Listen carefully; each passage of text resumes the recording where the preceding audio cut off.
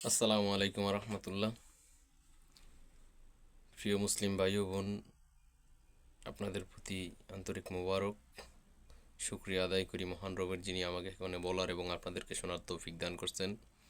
দুরুদ সালাম নাজিল হোক প্রিয় রসুল সাল্লাল্লাহু আলাইহি ওয়াসাল্লামের উপর। আজকে যে বিষয়টা নিয়ে কথা বলবো সেটা হলো তওবা। তওবা আরবি শব্দ। তওবা শব্দের অর্থ ফিরে আসা, পুনরায় শুরু করা, ভুল বিসর্জন দেওয়া, সঠিক গ্রহণ করা, এগুলা তওবা শব্দের অর্থ। মূল অর্থ বহন করে তওবা মানে ফিরে আসা। কোত্থেকে ফিরে আসবেন? ভুল রাস্তা থেকে সঠিক জায়গায় ফিরে আসা, এর নাম তওবা। ভ্রান্ত আকিদা থেকে সঠিক আকিদায় ফিরে আসার নাম তওবা। ভ্রান্ত সংগঠন থেকে সঠিক সংগঠনে ফিরে আসার নাম তওবা। ভ্রান্ত দিনদারিতা থেকে সঠিক দিনদারিতায় ফিরে আসার নাম তওবা। ভুল জীবন ব্যবস্থা থেকে সঠিক জীবন ব্যবস্থায় ফিরে আসার নাম তওবা। এখন তওবা কারা করবে? এই সমাজের সব থেকে বড় তওবা করতে পারে পীর সাহেবরা।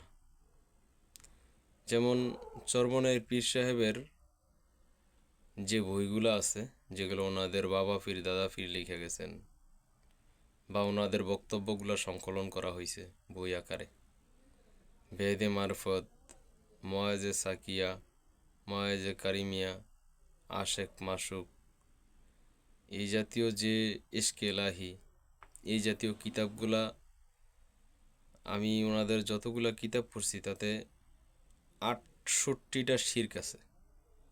কোনো চরমনের ভাই যদি প্রমাণ করতে চান, বইগুলো নিয়ে আইছেন, ইনশাল্লাহ আমি আপনাকে আন্ডারলাইন করে দিব। 68টা শিরক আছে, 68টা। যদি 68টা শিরক প্রমাণ করতে না পারি, জীবনে কোনো দিন আর এই পাবলিক প্লেসে দর্শকের সামনে কথা বলার জন্য আসবো না, কসম আল্লাহর। 68টা শিরক যদি প্রমাণ করতে না পারি, এগুলো সব শিরকুল আকবর, শিরকুল খাফি না। এবং আমি শতভাগ কনফার্ম, আলহামদুলিল্লাহ, 68টা শিরক আছে। আর বেদাত আছে, বেদাতের সংখ্যাটা একটু শিরকের তুলনায় কম। 29টা বেদাত আছে, 29টা বেদাত আছে। শিরক করলে আল্লাহকে উপেক্ষা করা হয়, অপমান করা হয়। বিদাত করলে রাসূলকে উপেক্ষা করা হয়, অপমান করা হয়। সুতরাং এই শিরক এবং বিদাতের আখড়া থেকে তাওহীদে ফিরে আসার নাম তওবা। চরমনায়ের ভাইদেরকে বলবো, ও আরও আছে, ওই যে গাল গল্প কিচ্ছা কাহিনী যেগুলো কোরআন এবং হাদিসের সাথে মিল নাই, সাংঘর্ষিক, এরকম কিচ্ছা আছে প্রায় 40টার, 40, 42টা, 45টা এরকম হইব। এটা আমি শতভাগ কনফার্ম হই নাই, তবে আইডিয়া 40 থেকে 45টা হইব, হয়তো 1-2টা কম বা বেশি হইতে পারে। অযথাই ধর্মের নামে চালে দেওয়া হয়েছে বান, মানে একেবারেই গাল গল্প যেটাকে বলে আঞ্চলিক ভাষায়। তারা যেহেতু শিরকের পথে ডুবে আছে, বিদাতের পথে ডুবে আছে, সুতরাং এদের তওবা করে তাওহীদের রাস্তায় ফিরে আসা জরুরি। এরপরে আছে দাওয়াতে তাবলিগের ভাইরা, ইনাদের ফাজাইলে আমল, ফাজাইলে সদকাত, ফাজাইলে মুনতাখাত, এগুলো সব শিরক এবং বিদাত দিয়েই করা। শিরক এবং বিদাত দিয়েই এনাদের ধর্ম চলে। তো এনারা সঠিক রাস্তায় ফিরে আসার নাম তওবা। তাবলিগকে বিসর্জন দিয়ে, বাদ দিয়ে দিনে তাওহীদ, আল্লাহর একত্ববাদ, কোরআন এবং সহিহ সুন্নাহ অনুসরণ করে দিন পালন করার নাম তওবা। তওবা অনেক কয়েকটা স্তর আছে, সংক্ষেপে আমি কিছু। তওবার কারণ কি? তওবার কারণ হইল, আমি এখন যেখানে আছি সেটা হয়তো জাহান্নামের পথ, সেটা হয়তো ভুল রাস্তা। আমি এই ভুল রাস্তায় থাকলে জাহান্নামে যাব। এই জন্যে ওই ভুল রাস্তার থেকে, জাহান্নামের রাস্তাটা থেকে মুক্ত হওয়ার জন্য, জান্নাতের রাস্তা অবলম্বন করার জন্য আমি তওবা করবো ইনশাআল্লাহ। এটা হইল তওবার কারণ। পদ্ধতিটা কি? তওবার পদ্ধতি কি? আপনি একেবারে খোলা মনে সরাসরি আল্লাহর সামনে উপস্থাপন করবেন তওবা। কি?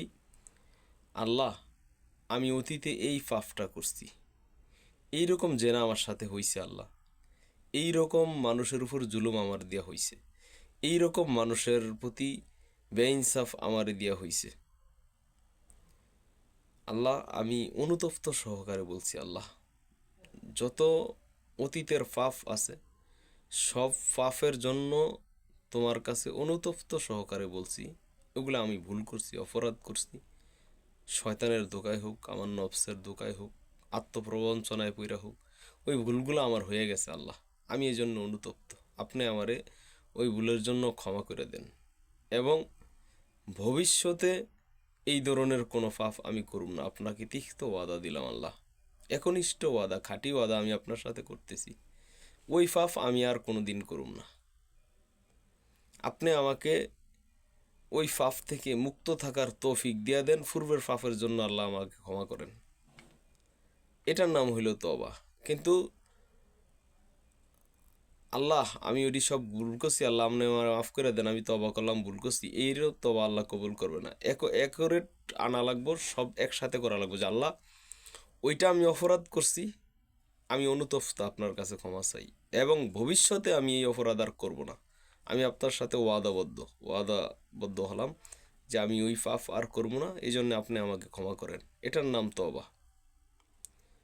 তওবার পদ্ধতি হইল পূর্বের পাপের জন্য অনুশোচনা এবং আল্লাহর কাছে উপস্থাপন করা, এই বিষয়ে ক্ষমা চাওয়া, এবং ভবিষ্যতে ওই পাপ না করার প্রতিশ্রুতি আল্লাহকে দেওয়া। এটার নাম হইল তওবা।